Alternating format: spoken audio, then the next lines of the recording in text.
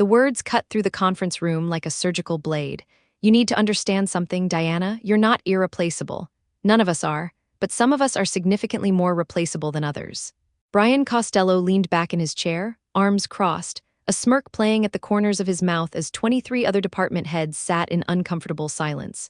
The quarterly leadership meeting had taken an ugly turn, and I was the target in his crosshairs. I kept my expression neutral, years of corporate discipline preventing me from showing the fury building in my chest. Around the table, executives who'd worked with me for years avoided eye contact, some studying their tablets with sudden fascination, others staring at the Seattle skyline beyond the floor-to-ceiling windows. "Is there something specific about my performance you'd like to address, Brian?" I asked, my voice steady and professional despite the public humiliation unfolding in real time. "Performance?" He laughed, a sound devoid of warmth. "Diana, you handle some accounts well enough, but let's not pretend you're carrying this company. Sales teams are fungible. Account managers come and go. The machine keeps running regardless of who's pushing the buttons." The silence that followed was deafening. 23 senior executives, people I'd collaborated with, supported, and succeeded alongside for 8 years, sat frozen as my manager dismantled my contributions in front of our peers. "I see," I said, closing my portfolio with deliberate calm. "Then I'm sure the machine will run smoothly without me." Without another word, I stood and walked out of Meridian Solutions' executive conference room. Behind me, the silence stretched until someone cleared their throat and Brian's voice resumed, probably moving on to the next agenda item as if nothing had happened. But something had happened. In those 30 seconds of calculated cruelty, Brian Costello had made the kind of mistake that destroys careers and companies. He'd forgotten that respect isn't given by title alone, that influence isn't measured by organization charts, and that some people are connected to the foundation of everything you think you control. My name is Diana Maxwell, and for 8 years I served as Senior Vice President of Strategic Accounts at Meridian Solutions, building relationships that generated over $400 million in annual revenue. This afternoon, my manager decided I was replaceable. By tomorrow evening, he would discover exactly how wrong he was. The elevator ride to my office felt like descending into a different world. Each floor represented relationships I'd built, projects I'd shepherded, crises I'd resolved when leadership panicked and needed someone competent to handle the details. Marketing on 12, where I'd collaborated on campaigns that redefined our market position. Operations on 10, where I'd worked with teams to streamline processes that saved millions annually. Finance on 8, where I defended budget allocations that kept crucial projects alive. By the time I reached my floor, my phone was already buzzing. Text messages from executives who'd witnessed Brian's performance were beginning to arrive. From Marcus Webb, VP of Operations, that was completely unprofessional. "Are you okay?" From Sarah Kim, Chief Financial Officer, "I can't believe he said that in front of everyone. We need to talk." From James Rodriguez, VP of Technology, "Diana, what Brian did was wrong. Don't let him get away with that." I ignored them all and focused on what needed to happen next. 8 years of building trust, delivering results, and maintaining integrity had created something Brian Costello didn't understand and couldn't control. A network of professional relationships built on competence rather than politics, on results rather than rhetoric. My assistant Jennifer appeared in my doorway within minutes. The entire floor was buzzing with accounts of what had happened upstairs. "Miss Maxwell," she said quietly, closing the door behind her. "People are asking if you're all right." "I'm fine, Jennifer, but I need you to prepare resignation letters for my signature, effective immediately." Her face went pale. "You're leaving?" Brian made his position clear. "I'm replaceable. Time to let him prove it." What she didn't know, what Brian Costello had never bothered to learn, was that my role at Meridian Solutions extended far beyond the accounts listed in my portfolio. For 8 years, I'd been the person other executives turned to when they needed honest advice, strategic perspective, or someone to navigate corporate politics with integrity intact. While Brian had spent his 18 months as my manager building alliances with senior leadership through golf games and networking dinners, I'd been earning respect through competence and reliability. When CFO Sarah Kim needed someone to handle a sensitive client crisis without drama, she called me. When Marcus Webb faced operational challenges that required diplomatic solutions, he consulted me. When the technology division needed an advocate for increased budget allocations, James Rodriguez knew I could present the case effectively. None of this appeared on organization charts or job descriptions. It was the invisible infrastructure of trust that kept Meridian Solutions functioning when formal hierarchies failed. Jennifer prepared the resignation documents while I began making calls. Not to job search or network for future opportunities, but to have conversations that were 8 years in the making. Sarah Kim answered on the first ring. Diana, I've been thinking about what happened upstairs. That was completely out of line. It was honest, I replied. Brian believes I'm replaceable. I'm giving him the opportunity to prove it. There was a long pause. You're leaving? My resignation will be submitted within the hour. Another pause, longer this time. Diana, you know I can't stay in an organization that treats people like that. Not after watching 8 years of your professionalism get dismissed in front of the entire leadership team. Sarah, you don't need to. Yes, I do. I've been considering other opportunities anyway. This just accelerated my timeline. The second call was to Marcus Webb, whose response was even more immediate. Diana, I heard you're resigning. I can't say I blame you, but this company is going to collapse without people like you holding it together. People like us, I corrected gently. There was a pause. Diana, are you suggesting what I think you're suggesting? I'm suggesting that competence and integrity deserve better than what we witnessed today. You're right, he said quietly. You're absolutely right. The third call was to James Rodriguez, who'd been expecting to hear from me. Diana, I've already started updating my resume. What Brian did today was the last straw. I can't work for an organization that allows managers to humiliate their best people in public. By 4 p.m., I had spoken with 11 senior executives. Every conversation followed the same pattern: shock at Brian's behavior, recognition that it represented deeper problems with Meridian's culture, and the realization that staying would mean accepting that excellence meant nothing if it threatened insecure managers. None of them had committed to leaving yet, but seeds had been planted, and I could hear the wheels turning in their minds. Jennifer brought the completed resignation letter for my signature. As I signed my name with the Mont Blanc pen my team had given me for my 5th anniversary, I felt a profound sense of relief mixed with anticipation. 8 years of building something meaningful at Meridian Solutions was ending, but something else was beginning. My phone rang. Thomas Brennan, an executive recruiter who'd been pursuing me for months about opportunities at other firms. Diana, I just heard through the grapevine that you might be considering a change. I have 3 clients who would love to speak with you immediately.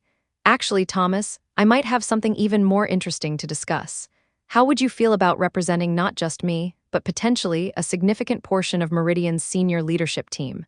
The silence on his end was profound. Diana, are you telling me that multiple executives might be looking to move together? Let's just say that today's leadership meeting revealed some fundamental cultural problems that affect more than just me. I sent my resignation letter to HR at exactly 5 p.m., copying Brian Costello and the entire executive team. The response was immediate and panicked. Brian called within minutes, his earlier arrogance replaced by something approaching concern. Diana, I think there might have been a misunderstanding about our discussion today. Perhaps we should meet tomorrow to clarify. No misunderstanding, Brian. You were very clear that I'm replaceable. I'm giving you the opportunity to replace me, but you don't need to resign over a strategic discussion about organizational dynamics.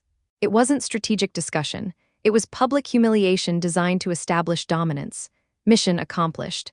I ended the call and powered down my computer for the last time as a Meridian Solutions employee. The evening news cycle in corporate Seattle is faster than most people realize. By 7 p.m., 3 industry publications had picked up reports about unusual activity at Meridian Solutions.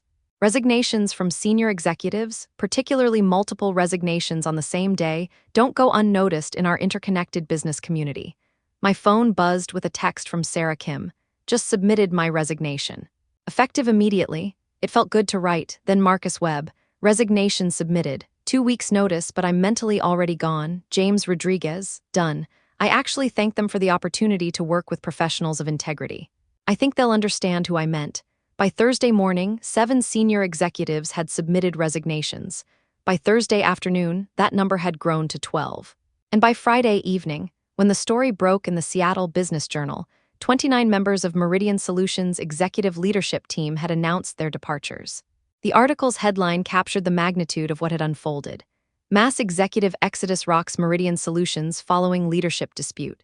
The reporter, who'd clearly done her homework, noted that the departing executives represented over 60% of the company's senior management and controlled relationships worth approximately $800 million in annual revenue.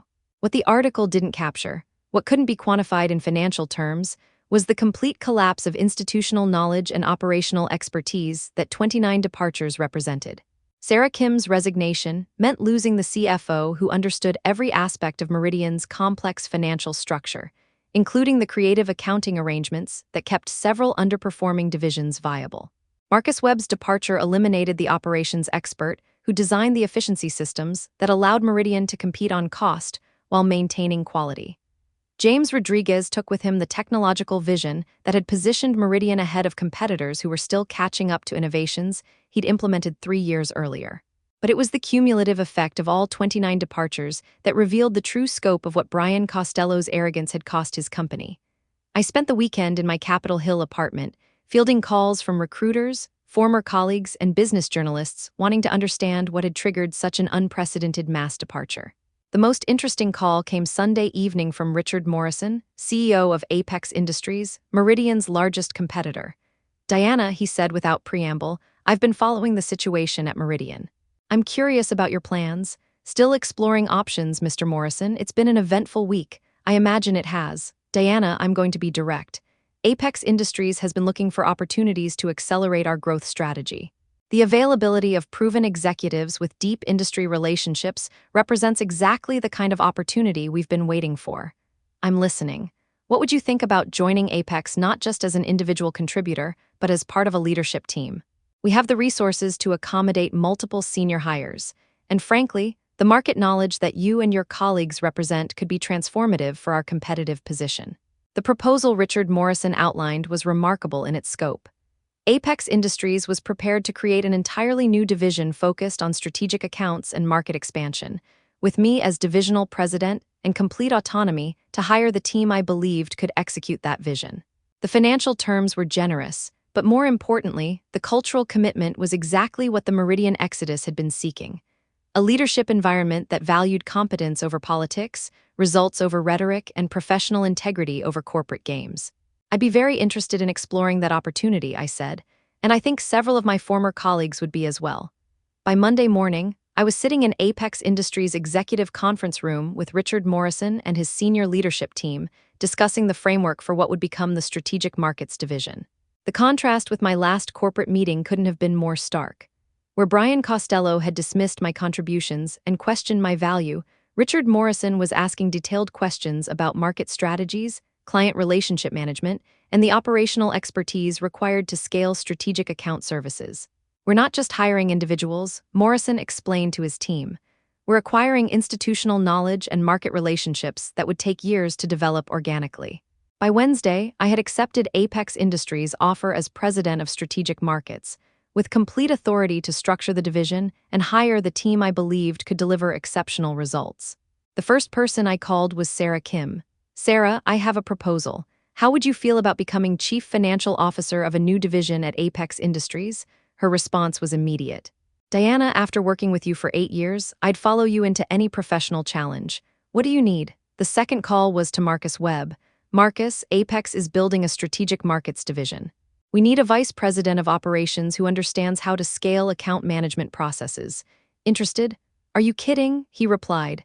"After what happened at Meridian, working with competent leadership again sounds like paradise." One by one, I reached out to the executives who'd walked away from Meridian rather than accept Brian Costello's version of corporate culture. Not all of them were interested in joining Apex, but 18 of the 29 were eager to be part of building something better. The formal announcements came the following Monday.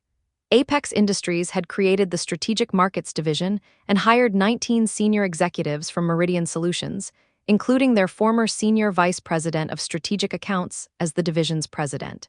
The market response was immediate and dramatic. Apex's stock price rose 12% on the news, while Meridian's dropped 18% as investors realized the scope of talent and expertise they'd lost. But the real confirmation of what we'd built came from our clients. Within 2 weeks of the Strategic Markets Division's launch, 43% of Meridian's major accounts had initiated discussions about transferring their business to Apex. These weren't clients I'd actively solicited. They were companies who'd worked with the Meridian executive team for years and wanted to continue those relationships regardless of corporate affiliation. The call from Brian Costello came 3 weeks after the Apex announcement. "Diana," he said, his voice carefully controlled, "I think there's been some significant misunderstanding about what happened in our leadership meeting." "No misunderstanding, Brian. You said I was replaceable. The market has provided its assessment of that claim. Look, mistakes were made. The board has asked me to explore whether any of the departed executives might be interested in returning under different terms. I considered his words while looking out at Seattle's skyline from my new corner office in Apex's Strategic Markets division. Somewhere in that maze of glass and steel, Meridian Solutions was struggling to replace nearly 60% of their senior leadership while hemorrhaging clients to competitors. Brian, I said, I appreciate the call, but I think we've all found better opportunities. The board is prepared to offer significant incentives: salary increases, equity participation, restructured reporting relationships. The board should focus on understanding how 18 months of your management style led to the largest executive exodus in Seattle's corporate history. There was a long pause. Diana, you're destroying the company.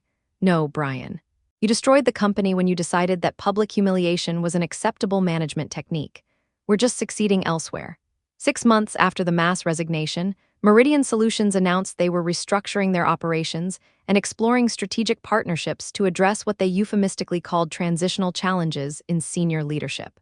The Strategic Markets division at Apex Industries had grown to 67 employees and was generating revenue that exceeded projections by 38%.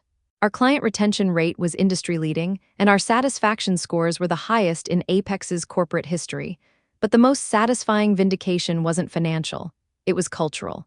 Every morning, I walked into an office where competence was recognized, integrity was valued, and professional excellence was the standard rather than the exception. The 18 former Meridian executives who joined our team were thriving in an environment where political games were replaced by strategic focus and personal attacks were replaced by collaborative problem-solving. Sarah Kim, now our divisional CFO, had implemented financial reporting systems that gave us unprecedented visibility into account profitability and growth opportunities. Marcus Webb had designed operational processes that allowed us to scale account management while maintaining the personal attention that differentiated our service. James Rodriguez led our technology integration, ensuring that our systems supported rather than hindered our client relationship strategies. The annual industry conference that fall provided the perfect stage for demonstrating how completely the situation had reversed. I was scheduled to deliver a keynote address on strategic account management, while Brian Costello was notably absent from the speakers list. During my presentation, I shared insights about building sustainable client relationships, the importance of trust in long-term business partnerships, and the correlation between internal culture and external success. I never mentioned Meridian Solutions by name, but everyone in the audience understood the subtext. After the presentation, Richard Morrison joined me for the Q&A session. Diana, an audience member, asked, "What advice would you give to executives who find themselves in toxic management situations?" I considered the question while looking out at an audience that included many people who'd witnessed the Meridian exodus firsthand. My advice would be to remember that competence creates opportunities, I said. When you've built a foundation of professional excellence and earned the trust of your colleagues, you have more power than incompetent managers realize. Sometimes the best response to being told you're replaceable is to prove exactly how irreplaceable you actually are. The applause that followed felt like vindication not just for me, but for every professional who'd ever been undervalued by insecure leadership.